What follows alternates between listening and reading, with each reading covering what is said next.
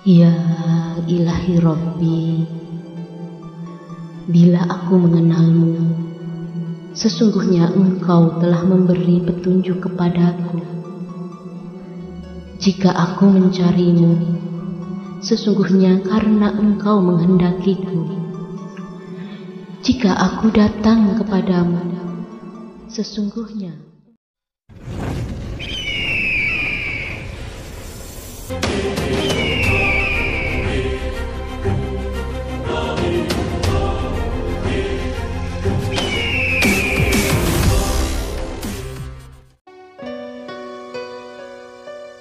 Bismillahirrahmanirrahim.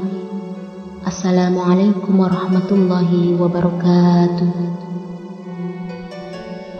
Buat renungan bersama. Orang yang bersandar kepada usaha dan amalnya tidak dapat maju dalam bidang kerohanian.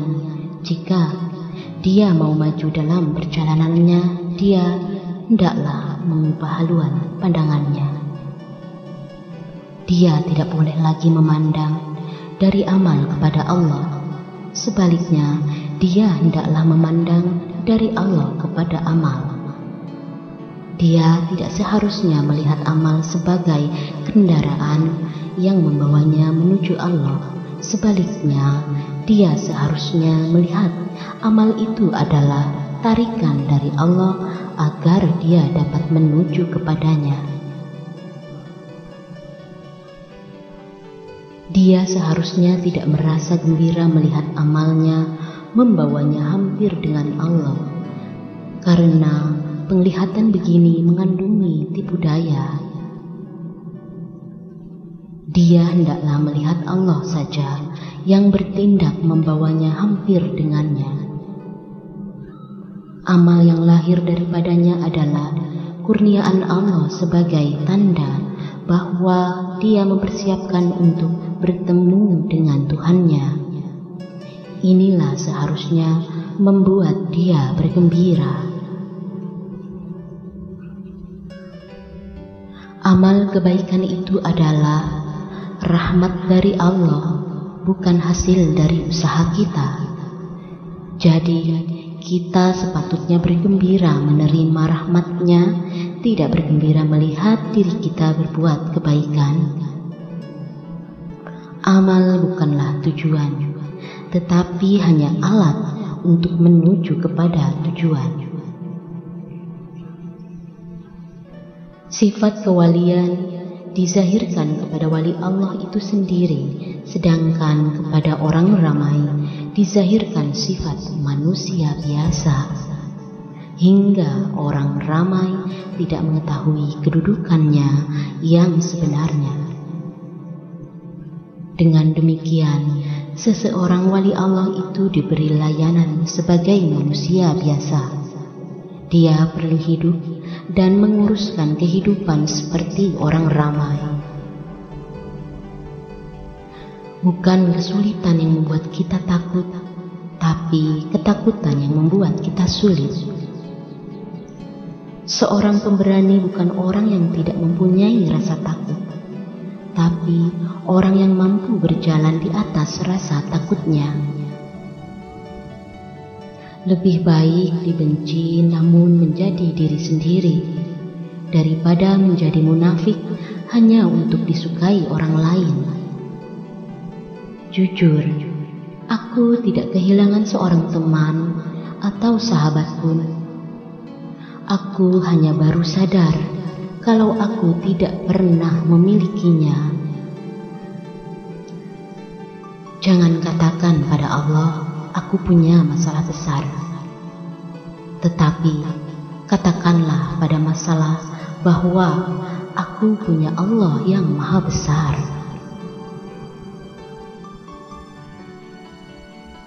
Lidah orang yang berakal berada di belakang hatinya, sedangkan orang yang bodoh berada di belakang lidahnya.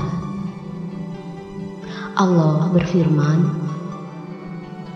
barang siapa diberi petunjuk oleh Allah, maka dialah yang memberi petunjuk, dan barang siapa disesatkannya, maka kau tidak akan mendapatkan seorang penolong yang dapat memberi petunjuk kepadanya. Al-Quran Surat Al-Kahf ayat 17. Ya ilahi Rabbi, bila aku mengenalmu, sesungguhnya engkau telah memberi petunjuk kepadaku. Jika aku mencarimu, sesungguhnya karena engkau menghendakiku. Jika aku datang kepadamu, sesungguhnya engkau memilihku. Jika aku taat padamu, sesungguhnya karena engkau memberi taufik kepadaku. Dan jika aku kembali kepadamu, itu karena engkau menghampiriku. Ingatlah kepada zat yang mendahului ingatnya sebelum zikirmu, dan cintanya sebelum cintamu. Apapun yang kau zikirkan tak lain kecuali karena zikirnya kepadamu, dan tak ada cintamu kepadanya kecuali karena cintanya kepadamu. Perlu diketahui bahwa sifat terendah dari seorang arif billah adalah bila seseorang hatinya hidup bersama Allah tanpa ikatan apapun, yaitu mengingat Allah, hanya kepada Allah. Siapa yang taat kepada Allah Subhanahu wa Ta'ala, sesungguhnya dia taat karena pertolongannya, maka dia dapatkan anugerah. Siapa yang maksiat kepada Allah, maka karena bagian takdirnya yang dia maksiat kepadanya, punya hati, akal, pendengaran, penglihatan, namun tidak bisa dipergunakan. Bagi Allah ada hujah untuknya.